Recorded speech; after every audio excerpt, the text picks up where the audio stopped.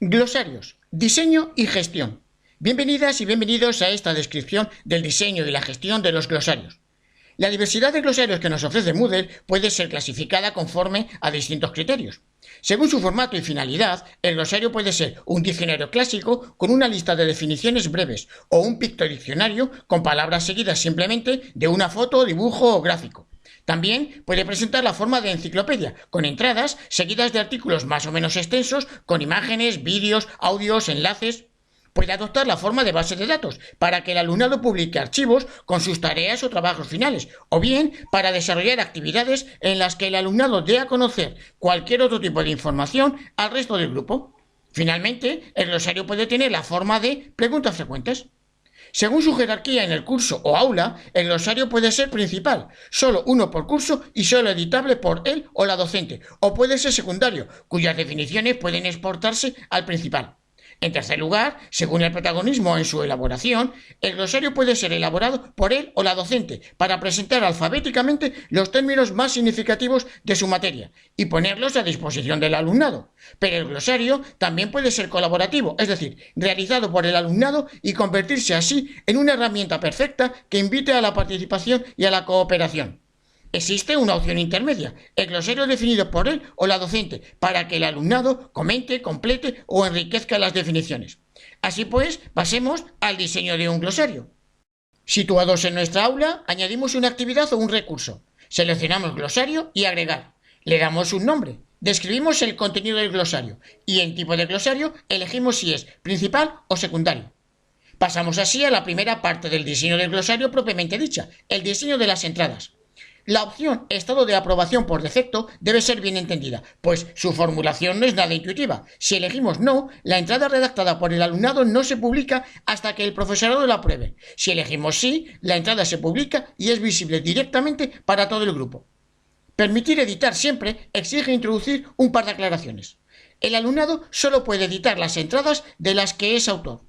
La opción no quiere decir que el alumnado no pueda editar su entrada, sino que solo la puede editar dentro de las fechas establecidas por el profesorado. Por eso, cuando se elige la opción no, debemos indicar esas fechas en el apartado Restricciones de acceso. Permitir duplicar entradas hace posible que el alumnado pueda publicar la definición de un término ya introducido en el glosario. Esto puede provocar que nos encontremos, por ejemplo, con 7 definiciones distintas de un único término, lo que es una dificultad para que el resto identifique la definición correcta. Por eso, se recomienda seleccionar no y aconsejar al alumnado que, si no está de acuerdo con la definición ya publicada y quiere proponer una alternativa, que lo señale introduciendo un comentario a ese término. Permitir comentar las entradas. Aquí las opciones son obvias y si pretendemos un trabajo colaborativo, la opción lógica es sí. Enlace automático a las entradas del glosario permite que, cada vez que la palabra definida aparezca en el curso, ésta quede enlazada a la definición y así se puede hacer clic sobre la palabra y acceder a esa definición. Conviene no abusar de esta opción y enlazar solo las palabras realmente importantes. Y una vez realizado el diseño de las entradas, pasamos a determinar la apariencia del glosario. En formato de visualización de entradas encontramos las formas que puede presentar el glosario. La primera es simple, estilo diccionario. Aquí vemos un ejemplo, las entradas con su definición ordenadas alfabéticamente desde la primera a la última. El formato lista de entradas ofrece precisamente la lista de las entradas sin sus definiciones. Aquí lo vemos. Esta lista puede ordenarse de 4 modos. El primero es por orden alfabético. La lista también se puede organizar por categorías. Al editar una entrada podemos asociarle una categoría.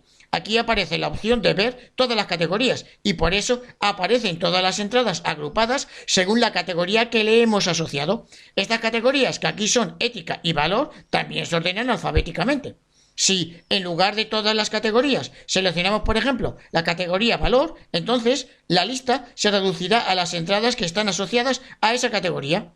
En tercer lugar, la lista se puede ordenar por fechas, sea por la fecha en que se introdujo el último cambio en el término o por la fecha de su creación. Finalmente, la lista se puede ordenar según su autor y se puede hacer por orden alfabético de los apellidos o del nombre.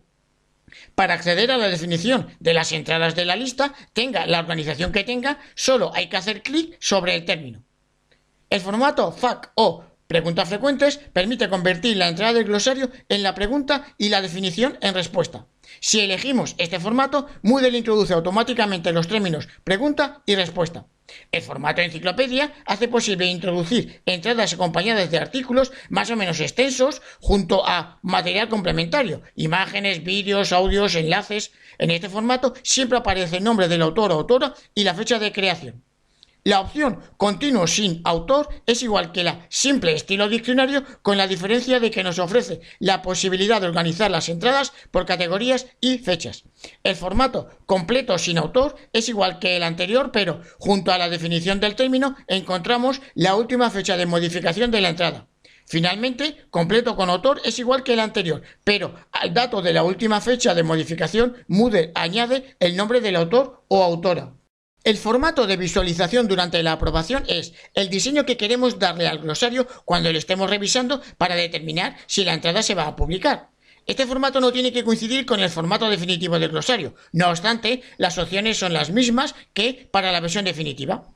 Y ahora vamos a ver las siguientes tres opciones de diseño de manera conjunta. Si elegimos no en mostrar enlaces del alfabeto, mostrar enlace todas y mostrar enlace especial, entonces al inicio del glosario no aparecerá ninguna referencia ni enlaces, como en este ejemplo.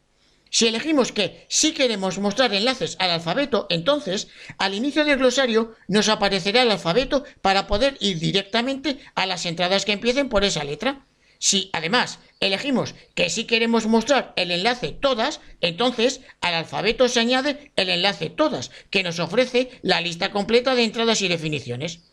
En tercer lugar, si elegimos mostrar enlace especial, a las dos opciones anteriores, el encabezado del glosario añadirá este enlace especial, que nos llevará a los términos que hemos iniciado con algún tipo de símbolo especial, por ejemplo, con un asterisco.